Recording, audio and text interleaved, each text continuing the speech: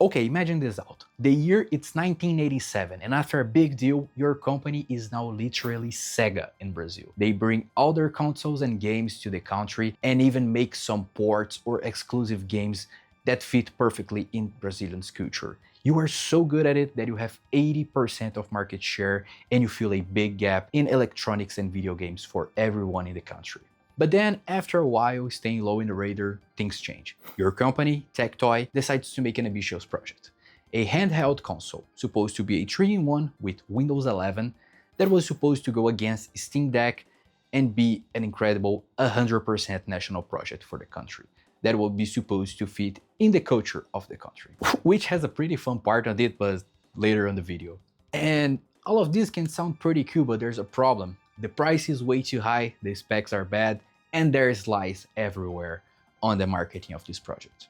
And because of some bad decisions like being way too proud, not listening to people, and not delivering what people actually wanted, this console failed so badly that almost bankrupt the entire company. And because of that, TecToy has to let go a lot of their team. It's tough times for everyone. And now, this is the crazy story about this Brazilian handheld console. For decades, TecToy wasn't just TecToy. They were actually Sega. They were the company that bring it all over to the country, their consoles and games to everyone. So the company founded in 1987 was actually the one who bring consoles to millions and millions of Brazilian homes, filling a gap that existed at the time in electronics and video games. So the company raised real quick. Their early success with the Zillion laser gun toy that actually sold most units in Brazil than Japan itself just paved the way for them to sell Master System consoles. At that point in time, TecToy went beyond mere distribution of consoles. They started to actually manufacture the consoles Master System and Mega Drive in Manaus. And at that time, even making some ports and exclusive games that fit perfectly in Brazilian culture. They made some games for Turma da Mônica based in Wonder Boy, and even made what is considered at the time an impossible port of Street Fighter 2 for the Master System.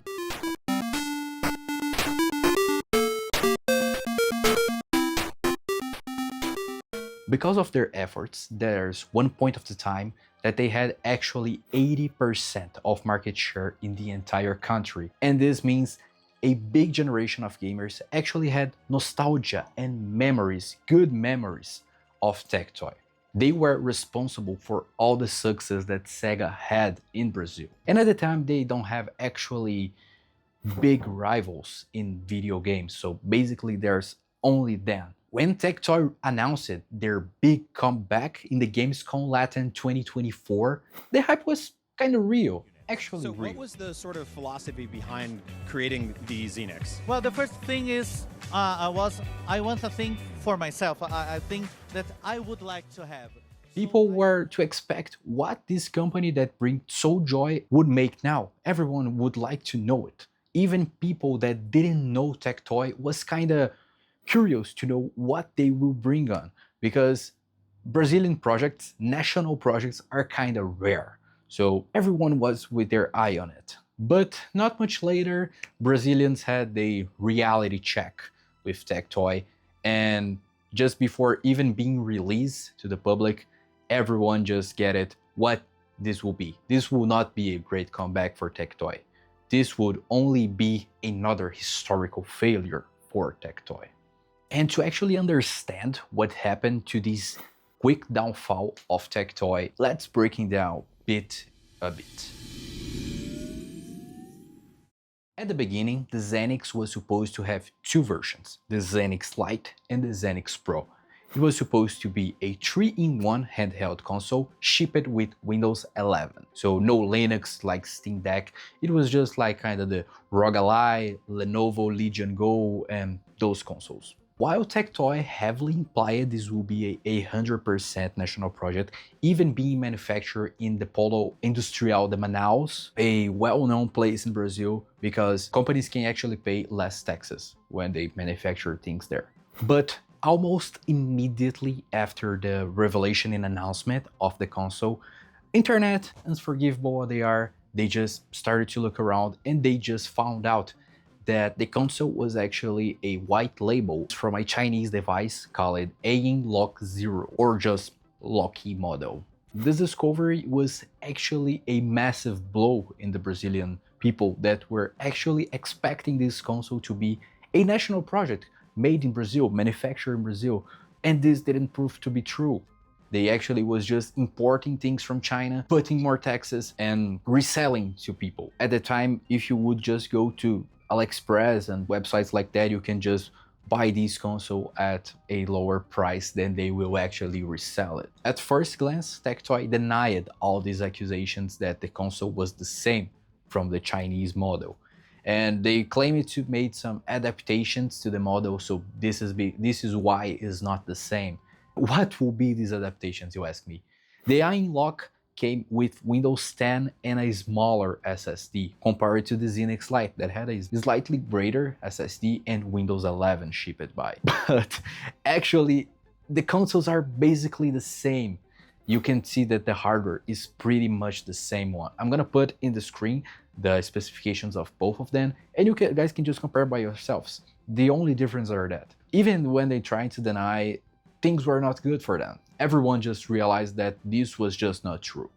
And as if this wasn't just enough, even with their marketing campaigns, they had problems with a lot of critics that they were just weak, amateur, and they failed a lot into connecting with the public that they were trying to, the gamers.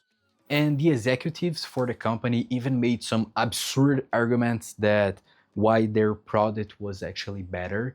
And one of these was the Anatel certification. Anatel is a regulatory organ in Brazil that it makes the necessities of their certifications for you to sell a product officially in Brazil, just like the FCC for the US or the CE in the Europe. But this actually didn't make any sense because these don't speak with the gamers in terms of performance. You are just saying that your product is authorized to be sold in Brazil when you can just import this product, and that's pretty much it. So yeah, the perception at the time is that TecToy was trying to treat their consumers, selling a lie, treating them like idiots. The final blow was actually the prices of the console. I will not enter in the reais, that is Brazilian currency. The actual price of the Zeenix was around $500 to $550. And this is actually insane when you compare with the white label version from China, the Ayin Loki, that could be bought at the time at around $250. I don't know about taxes, if this is the price with taxes or no, but you could actually buy the console at less than the half. And this is why it actually didn't go well, because when you compare to the ROG Ally, the basic version of ROG Ally was actually cheaper than this at the time. And even more when you compare to the Steam Deck that you could usually found around $620 to $650. So $100 for a big difference in product quality, system, everything basically in the Steam Deck is better. And we also have the Nintendo Switch that could be found I think in the maximum price around $400. So you had actually a lot of better options. And TecToy actually had a great justification and some criticism to the country about that. And they justified this price with a lot of the taxes that are being charged by the government, the bureaucracy, and the dollar fluctuations. And okay, these are really true problems. We cannot deny that. But I think this is a point where you should make a research and see if it's viable, if the product can actually happen in these conditions. And I think this is something that they missed out. But as we said about the competitors, it was just an unviable option. I'm gonna put in the screen now some games and the performance that these games would get it on the Zeenix Lite, and the things are pretty insane, pretty sad. But to fully grasp on the TecToy situation, we have to go back some years to truly understand what happened at the company. At around 2015, the company was actually bought by a other company called Transire. And when this purchase, it looked like Transire wanted to shift for where TecToy was actually heading in. They were much company focusing on the gaming market, on the gamer public, but it looked like with Transire, they just wanted to make things more hardware at all, more technologic, and not only the gaming. So this was the clash of visions between the two companies.